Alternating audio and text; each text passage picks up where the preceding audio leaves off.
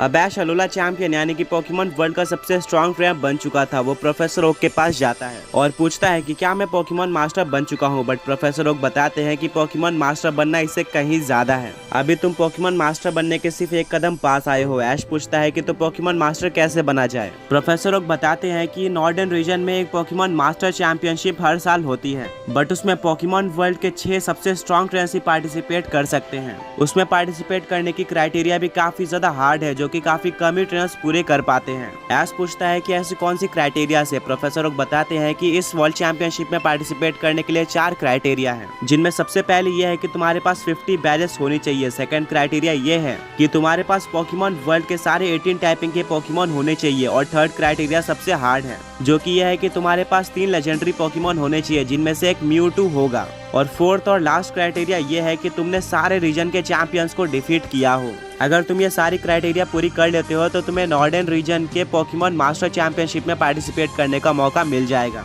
पर हाँ, वहाँ जाकर तुम्हें एक और क्राइटेरिया पता चलेगी, जो कि हर एक ट्रेनर के लिए अलग होती है। वो चैलेंज काफी ज्यादा हार्ड होगा, जिसको पास करके तुम पोकेमॉन मास्टर चैंपियनशिप में पार्टिसिपेट कर सकते हो। ऐश काफी ज्यादा एक्साइटेड हो जाता है और सारे टास्क को कंप्लीट करने निकल जाता है। उसके पास कैंटो, ऑरेंज आइलैंड, जोटो, होइन, सिनो, यूनोवा, कैलोस को मिलाकर 52 बैजेस थे। तो ये क्राइटेरिया फुलफिल्ड है। सेकंड क्राइटेरिया ये है कि ऐश के पास 18 टाइप के पोकेमॉन होने चाहिए। ऐश के पास ऑलरेडी 16 टाइपिंग के पोकेमॉन थे, साइकिक और फेरी टाइप को छोड़कर। ऐश को याद आता है कि उसके घर पे एक फेरी और psychic type Pokemon mister mime है, जिसको वो पोकेबॉल से कैच करके इस क्राइटेरिया को फुलफिल कर देता है। अब थर्ड क्राइटेरिया ये है कि उसको सारे चैंपियंस को डिफीट करना है। ऐश ने ऑलमोस्ट सारे चैंपियन को डिफीट किया था, सिर्फ 3 रीजन के चैंपियंस को छोड़कर, जो कि था canto champion, Johto champion lens और कैलोस चैंपियन डायन था।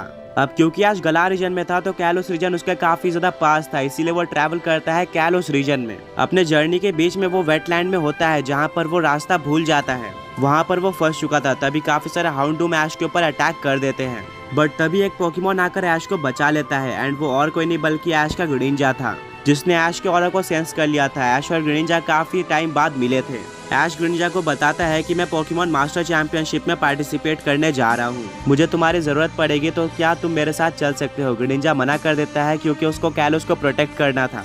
पर तभी वहाँ पे लेजेंडरी पोकेमॉन ज़ायगार्ड आ जाता है और वो ग्रीनिंजा को ऐश के साथ जाने के लिए अलाउ कर देता है। बट कुछ टाइम बाद ग्रीनिंजा को वापस आना होगा। ग्रीनिंजा ऐश की टीम को ज्वाइन कर लेता है। ऐश अपनी जर्नी आगे बढ़ाता है और डायंथा से मिल जाता है। वो डायंथा को चैलेंज करता है एक 6-on-6 बैटल के लिए। डायंथा एग्री कर लेती है और ये बैटल स्टार्ट होती है। डायंथा का सबसे पहला पोकेमॉन होता है अरोरस। वहीं पर ऐश अपने सेप्टल को सेंड करता है। दोनों ही पोकेमॉन्स को एक दूसरे के खिलाफ डिसएडवांटेज था, बट स्टिल ये बैटल स्टार्ट होती है। सेप्टल सबसे पहले लीव ब्लेड का यूज करता है, पर अरोरस रिफ्लेक्ट का यूज करके उस अटैक को सेप्टल के ऊपर रिफ्लेक्ट कर देती है। फिर वह ब्लिजार्ड का यूज करती है, जिससे सेप्टल को काफी ज्यादा डैमेज पड़ता है। ऐश अपने सेप्टल को बुलेट सीड यूज करने बोलता है, पर अरोरस दोबारा से रिफ्लेक्ट का यूज करके अटैक को रिफ्लेक्ट कर देती है और सेप्टल को डैमेज पड़ता है। फिर अरोरस लाइट स्क्रीन का यूज करती है।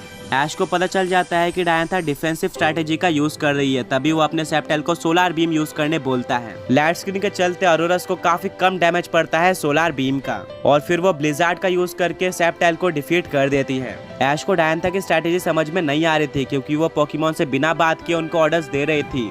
उनके सोल से कनेक्ट हो गया। अब ऐश कुछ सोचता है और भेजता है अपने इन्फर्नेप को। अब यहाँ पर अरोरस को डिसएडवांटेज था। ऐश अपने इन्फर्नेप को फ्लेम थ्रोअर यूज करने बोलता है, जिसको अगेन अरोरस रिफ्लेक्ट कर देती है। अब ऐश सोचता है कि इसको कैसे डिफीट किया जाए, तभी उसको एक स्ट्रैटेजी आती है और वो इन्फर्नेप को डिग अटैक यूज करने बोलता है। अब किसी भी समय इन्फर्नेप अरोरस के ऊपर अटैक कर सकता था। कुछ टाइम बाद ऐश इन्फर्नेप को ऊपर आने बोलता है और डिग अटैक अरोरस पे लग जाता है। फिर इन्फर्नेप क्लोज कॉम्बैट का यूज करके अरोरस को हरा देता है। डायंथा ऐश के स्ट्रैटेजी से काफी ज्यादा इंप्रेस होती है, बट वो बोलती है कि यह तो सिर्फ स्टार्टिंग थी, असली मैच तो अब शुरू होगा। और डायंथा भेजती है अपने फाइटिंग और फ्लाइंग टाइप पोकेमॉन हौलूचा को। ऐश दोबारा से इन्फर्नेप को डिग अटैक यूज करने बोलता है, बट इस बार डिग अटैक काम नहीं करता, क्योंकि हौलूचा एक फ्लाइंग टाइप पोकेमॉन था। डायंथा एक स्माइल देती है और हौलूचा को फ्लाइंग प्रेस यूज करने बोलती है, जो कि एक सुपर इफेक्टिव अटैक था, जिससे इन्फर्नेप को काफी ज्यादा डैमेज पड़ता है। ऐश इन्फर्नेप को फ्लैर ब्लिट्स यूज करने बोलता है, जिसको हौलूचा डॉज कर लेता है। फिर हौलूचा यूज करता है हाई जंप किक का, जिसको इन्फर्नेप डिग अटैक का यूज करके डॉज कर लेता है। रिकॉइल से हौलूचा को काफी ज्यादा डैमेज पड़ता है। अब इन्फर्नेप जमीन के अंदर था, तभी डायंथा अपने हौलूचा को उस जमीन के अंदर स्टोन एज यूज करने बोलती है, जिससे इन्फर्नेप को काफी ज्यादा डैमेज पड़ता है और इन्फर्नेप हार जाता है।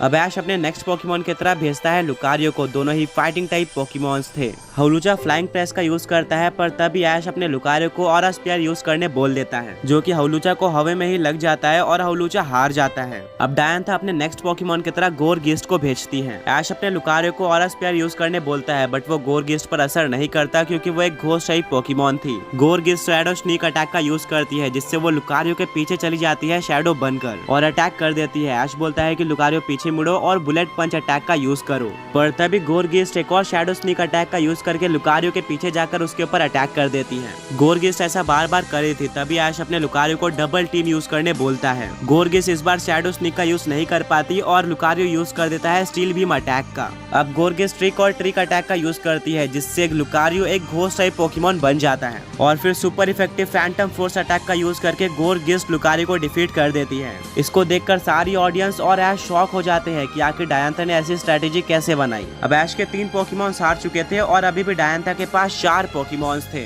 ऐश बोलता है कि अब मेरे फाइनल 3 सबसे स्ट्रॉन्ग पोकेमॉन्स आने वाले हैं और भेजता है अपने चार्जर्ड को। डायंथा बोलती है कि ये चार्जर्ड नॉर्मल चार्जर्ड से काफी ज्यादा स्ट्रॉन्ग दिख रहा है, लगता है तुमने इसको अच्छी ट्रेनिंग दी है। ऐश बोलता है हाँ, मेरे चार्जर्ड ने काफी ज्यादा टाइम चार्सिफिक वैली में सिर्फ ट्रेनिंग करते हुए ही बिताया है और ये पोकेमॉन वर्ल्ड का स्ट्रॉन्गेस्ट चार्जर्ड बनना चाहता है और ये और भी ज्यादा पावरफुल तब हो जाएगा जब मैं इसको मेगा इवॉल्व करूंगा। ऐश अपने मेगा रिंग से कीस्टोन को निकालता है और मेगा इवॉल्व कर देता है चार्जर्ड को मेगा चार्जर्ड एक्स में। गोरगीस्ट दोबारा से शैडो स्नीक अटैक का यूज करती है, बट ऐश डायंथा की स्ट्रेटेजी समझ चुका था और वो चार्जर्ड को अपने पीछे ओवरहीट अटैक का यूज करने बोलता है, जो कि गोरगीस्ट पर लग जाता है और इस एक ही अटैक से गोरगीस्ट हार जाती है। ऐश का चार्जर्ड पहले से कहीं ज्यादा स्ट्रॉन्ग हो चुका था। अब डायंथा अपने नेक्स्ट पोकेमॉन की तरह टायरेंट्रम को भेजती है। ये बैटल स्टार्ट होती है।